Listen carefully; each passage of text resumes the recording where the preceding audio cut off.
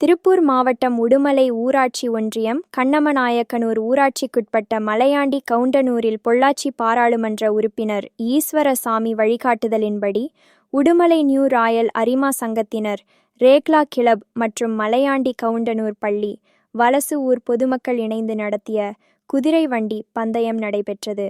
இந்த பந்தயத்தினை முன்னாள் ஆளுநர் ஜெயசேகரன், உடுமலை கிழக்கு ஒன்றிய செயலாளர் மெய்ஞானமூர்த்தி, நியூ ராயல் லயன்ஸ் தலைவர் உடுமலை மொபைல்ஸ் யோகானந்தம், செயலாளர் சோலார் கணேஷ், பொருளாளர் ஃபினான்ஸ் கணேஷ், நிர்வாக செயலாளர் சுந்தர்ராஜ் ஆகியோர் துவக்கி வைத்தனர்.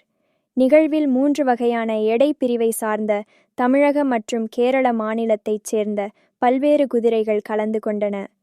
இந்த குதிரை பந்தயமானது பண்டைய காலத்தில் குதிரைப்படை எவ்வாறு சிறப்பாக விளங்கியது என்பதற்கு எடுத்துக்காட்டும் விதமாகவும் அடுத்த தலைமுறையினருக்கு தெரியப்படுத்தும் விதமாகவும் நடைபெற்றது.